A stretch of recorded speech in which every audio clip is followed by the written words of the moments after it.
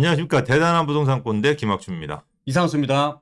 김꼰대님, 2023년 부동산 화두는 반등이다라고 하는데요. 사실 지금 시장에서 보면 굉장히 이거 헷갈리거든요. 시청자분들이 봤을 때는. 이걸 어떻게 우리가 이해해야 될까요? 그러니까 이제 반등과 네. 또 이게 계단식 하락의 징조다. 하락했다 반등했다. 하락했다 반등했다. 이러면서 이제 계단식 하락이라고 하시는 분들도 많이 있습니다. 근데 저는 2023년에 여러분들이 가장 중요하게 볼 거는 양극화라고 봐요. 그러니까 숨어서 보이지 않는 이 양극화가 네. 가장 중요하다고 생각합니다. 저도 이렇게 양극화하면 바로 떠오르지 않거든요. 네. 숨어서 안 보인다라고 하는 게 저 잘 안 보여요. 이거 어떻게 우리가 좀 구체적으로 알 수 있어요?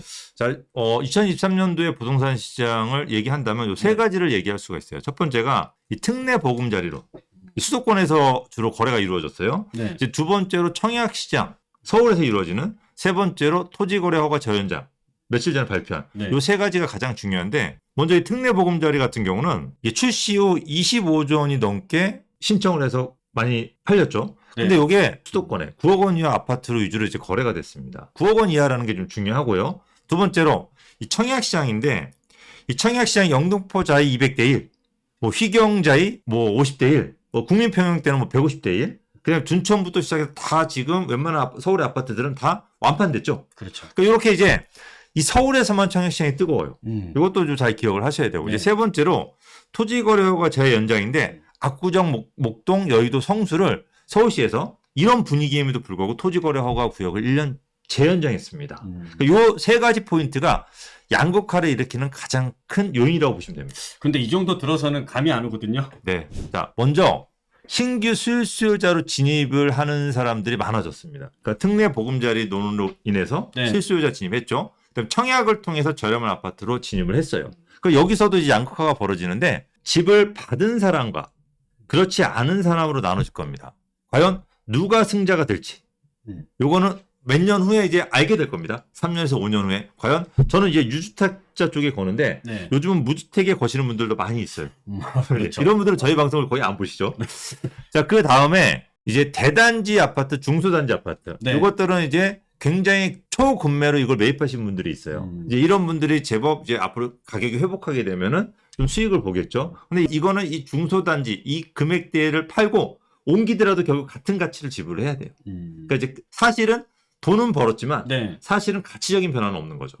그다음에 이제 세 번째로 신흥 부자들이 생겨요. 어디에 생깁니까? 이분들이? 이 토지거래허가 연장한 지역들. 네. 그러니까 우리가 이제 여의도, 목동, 압구정, 성수동에 이제 생길 가능성이 굉장히 높은데, 네. 대단지 아파트가 들어서잖아요. 네, 그렇죠. 이 대단지 아파트가 들어서면 부자들이 몰려들어요. 그러니까 우리가 예전에 도곡동 같은 경우도 굉장히 낡은 단지, 강남에서 낡은 지역이었어요. 그렇죠. 압구정 말고는. 네. 근데 여기가 새 아파트가 들어서면서 도곡 넥슬이라든지 그 다음에 타워팰리스 같은 아파트 대단지가 들어서면서 여기에 부자들이 모여들면서 집값이 뛴 거예요. 근데 그거는 이제 예전에는 그랬다고 치지만 지금 여의도, 목동, 압구정, 성수동 이 중에 싼 데가 어디 있어요? 다들 돈 많이 있어야 들어가는 거 아닙니까? 그렇긴 한데, 예. 우리가 이렇게 생각을 해보시면 좋을 것 같아요. 우리가 이 반포 같은 경우도 네. 이미 완성이 돼서 굉장히 부자들이 많은 동네잖아요. 그죠? 그렇죠. 근데 여기에 원주민들은 네. 보통 3, 4억대 아파트를 많이 샀습니다. 음. 그럼 이 4억대 아파트가 지금 40억에서 이제 80억이 된 거예요. 이거를 두 채 보유하신 분들은 160억이 된 거고, 세 채 보유하신 분들은 240억이 된 겁니다. 이게 저희 동네 주민이어서 제가 아는데, 네. 요거 세 채를 보유하신 분들 같은 경우는 이 두 채를 160억 두 채를 팔아가지고 중구에 호텔을 사셔가지고 이거 운영을 하시는데, 이거 3대가 지금 먹고 살고 있습니다. 그분하고 좀 친해지고 싶네요. 그죠? 그 다음에 한남뉴타운 같은 경우도 마찬가지예요. 이 한남뉴타운도 15년 이상 됐잖아요. 그렇죠. 여기를 저 같은 경우도 보통 2억대 빌라를 많이 샀어요. 네. 그러니까 그렇게 사신 분들이 굉장히 많고, 원주민들이.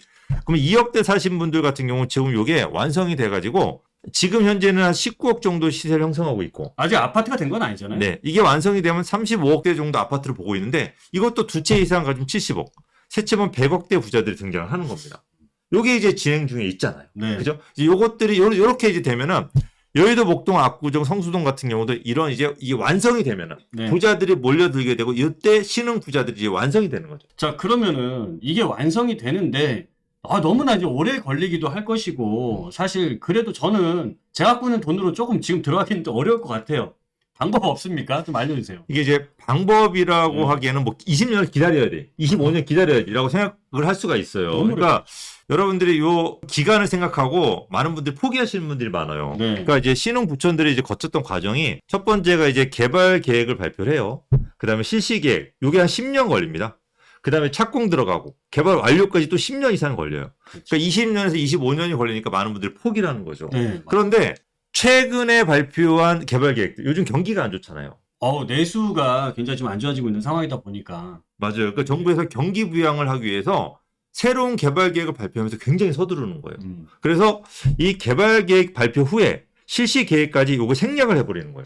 그럼 얼마 전에 예. 용인에 이제 용인 반도체 클러스터 15개 산단 만드는 개발 계획을 발표했잖아요. 근데 이거는 그러면 계획 발표인 거예요? 실시 계획 발표인 거예요? 어디에 해당되는 거예요? 거기도 토지거래 허가로 바로 묶이면서 네. 바로 실시 계획, 바로 보상에 들어가겠다고 하는 실시 계획이 바로 들어가 버리는 거죠. 아, 그럼 거기도 10년을 뛰어넘어 버린 거네요. 그렇죠. 완성되면 10년, 15년이면 거기도 완성이 되는 거기 때문에 이 부가 빨리 다가올 수 있는 건데 아무래도 이제 경기도라는 한계는 분명히 있기 때문에 그 네. 부는 아무래도 그 수혜층이 조금 다르죠. 네. 그래서 저는 서울 쪽을 좀 많이 보는데 예를 들어 서울의 이제 세운상가 철거 네. 여기 지금 세운상가 쪽이 지금 굉장히 이 도심에 직장인이 굉장히 많은 대한민국에 제일 많은 직장인이 몰려 있음에도 불구하고 굉장히 낙후하잖아요. 그렇죠. 이 지역에 이제 새로운 부촌이 형성이 돼요.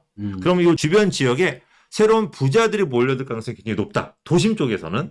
그리고 얼마 전에 서울시에서 발표한 그레이트 한강 프로젝트가 있어요. 이것도 서울시에서 굉장히 지금 서두르고 있는데 한강은 굉장히 넓잖아요. 굉장히 넓죠. 근데 이 지역에서 뭐 합정이라든지 뭐 여의도 또는 용산, 뭐 자양동 몇 군데 또 잠실같이 몇 군데 이제 좀 빨리 서두를 후보지들이 있어요. 네. 이런 후보지들 같은 경우도 부의 사대를 빨리 갈아탈 수 있는 그런 굉장히 생각보다 이 10년을 뛰어넘어서 굉장히 빨리 완성이 될 수도 있고요.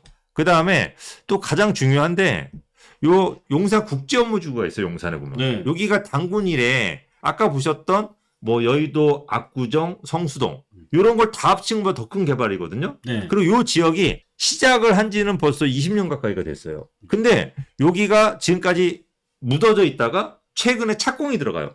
근데 그럼에도 불구하고 경기가 안 좋다 보니까 주변이 굉장히 조용합니다.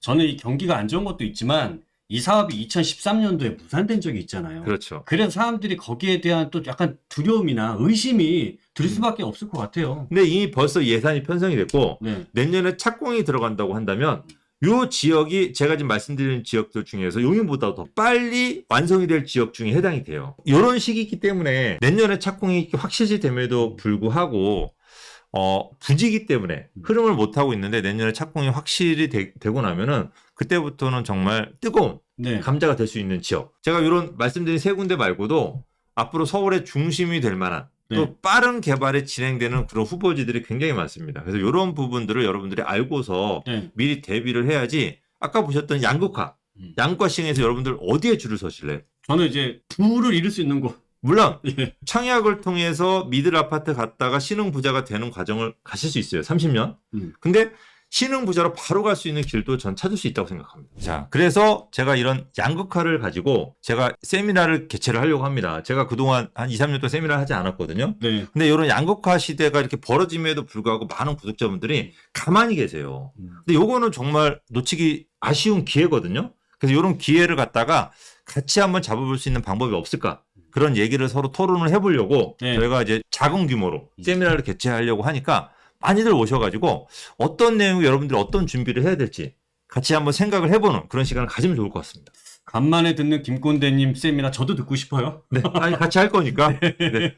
자, 시청자분들, 요즘 날씨가 굉장히 좋아요. 그래서 나들이 가시는 분들 상당히 많으실 텐데요. 나들이 가신다 생각하고 편하게 오셔서 이런 좋은 정보들, 알찬 정보들 많이 가져가셨으면 좋을 것 같습니다. 그러면 금요일, 토요일 날 뵙도록 하겠습니다. 감사합니다.